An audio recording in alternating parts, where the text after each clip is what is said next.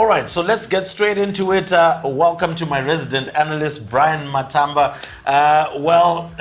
Yesterday we slept in the blankets with our shoes after Zimbabwe lost to Algeria to end up fourth in the Rugby Africa Cup. But the World Cup dream actually went up in smoke against Namibia. Yeah, it did went. It went up in smoke last week, Wednesday, when we lost to Namibia. But the reason why the World Cup dream went up in smoke, if you look at the preparation, we complained a lot during the Currie Cup when we were losing a lot of games. But there was no consistent in selection. If you look at how Dawson set up his team, he experimented a lot in Currie Cup. In World Cup qualifiers, we didn't have a set team. Mm-hmm. Well, look, I agree about the set 10, and we complained about that even last week when we said, look, you left Keith Chiwara down in South Africa. He was the backline player that rocks. He was the overall player that rocks in the FNB Varsity Cup. He was the 10 that was available to us at that particular time.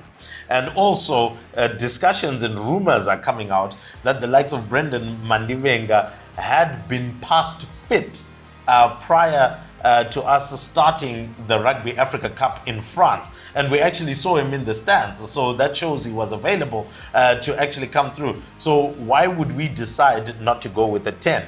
Another fact that we have to also put on the table, which is what I would expect the Zimbabwe Rugby Union Technical Committee to be asking Brendan Dawson when he sits in front of them when it comes to the failed World Cup campaign, is to ask why there was so much experimentation to the point whereby we didn't have a set team by the time that we left the Currie Cup. These were 10 matches. I can accept experimentation for the first 4, but then all the way up until the 10. It's quite shocking that they experimented right until the end. Even to the game against Netherlands was still experimented. Well, Marcus now is not a 10, he's a center. Hence why every time when he had the ball, he wanted to crash. He's used to crashing, he's a center. He's not a flyer, hence why we even struggled. He couldn't control the game. Whenever he had the ball, the whole line would shut down because he didn't know what to do with the ball. Oh yes, more importantly as well, if we are to proceed ahead, I mean, yes, we may look at some of the negatives that may have come out of the campaign. But what are maybe some of the positives that you would look at, Brian? The positive, you've found your Gwinji. They've been the founder of the season. We now got a bit of depth in the forwards. So that's the positive we can take out of this. But there are a lot of negatives rather than positives which came out of this Currie Cup because of the too much experience. We even had Songi playing at wing in the Currie Cup, yet he's a scrum half. So it's those things that really made this dream not become a reality. That's what made us fail to qualify because we didn't have the right personnel at the right time.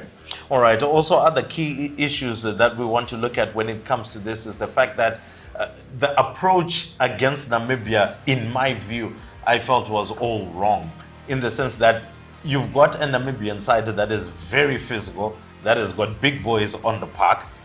You would have expected them to have quick ball, but we tried to slow down the game from the very start, and within the space of 3 minutes already, Namibia had scored the try.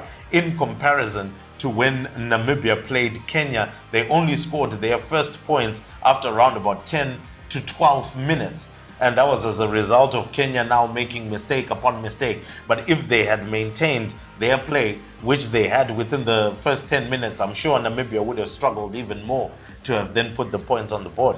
Yeah, I would agree with you that we went about the game in a wrong way. We wanted to play a kicking game, we wanted to slow down the game.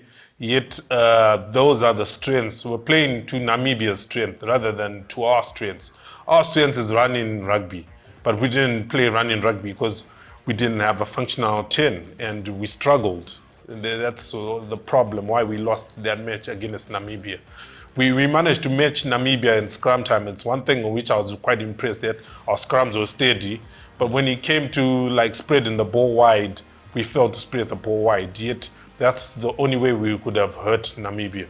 All right. Well, anyway, the Namibia one is done. That one was done. The next thing that we needed to do was to salvage some pride. And we couldn't do that against Algeria. But let's just talk a little bit about Algeria here. Algeria ranked number 90 coming into this Rugby Africa Cup, I think clearly now we can all agree those rankings mean nothing because Algeria played some scintillating stuff. Yes, they're a well-drilled side. If you look at how they played, they had so much structure and they're very composed. And they played some fantastic rugby. I don't want to lie to you, they were a joy to watch. Especially the way they would recycle the ball and also set pieces, the rolling balls. They were really an exciting squad. All right, so anyway, that's done and dusted. We lost against Algeria 20 points to 12. The game wasn't like streamed in the way that we would have loved to. But now let's look to the future. What are the things that we need to do now, Brian? Looking at the future, I'm not sure. I know a lot of quotas don't want to talk about the story, but maybe it might be time for Brendan Dawson to go out humbly, because he has had, this is his third attempt as a coach trying to qualify. And I don't see it fit that if he hangs on and try and qualify for another World Cup, I don't think he will make it again, because he has already failed 3 times. So it's time we get a new broom. Maybe we can have the likes of Sean D'Souza, have a squad made up of under 25s and build for the future. Know that the first 2 years of the rugby cycle will be rebuilding, then aim at qualifying 2027 World Cup. Because by the looks of things right now, I think we need a new broom. All right, whilst also talking about that, I think I concur and I appreciate it will never ever take away from Brendan Dawson his legendary status. I mean, he played 2 Rugby World Cups for us, 87 and 91. I believe he was in the 87 squad, or he came in the 91. Yeah, 91 squad. So in any case, Brendan Dawson has represented Zimbabwe well. He's gone to a World Cup, he's coached the side, they won the Victoria Cup and things like that. Surely at this point, we now need to look in a different direction.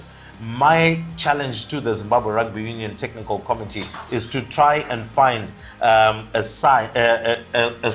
technical team, that will be able to deal with the matters at hand.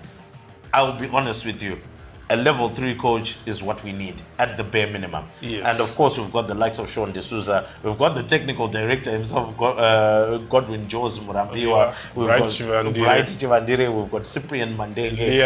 Liam Middleton, who's actually level 4 because he can actually train, even level 3 coaches. So these are some of the people that we're throwing in the hat, and ultimately that should then be part of the plan for Zimbabwe Rugby Union. I concur with you. Maybe looking for working with the under-20 squad and even the under-18s, because the under-18s beat Namibia down in South Africa. The under-20s beat Namibia in the Bartes Trophy. And then, of course, you've got other players that are within the mix right now of Sables that can be available still, if they're still playing at the highest level, of course, for the 2027 Rugby World Cup campaign. But in essence, we would love to hear your thoughts and your comments around that one. What do you think should happen? Should Brendan Dawson be replaced? Should the technical team be more substantiated? Because we didn't have a set technical team.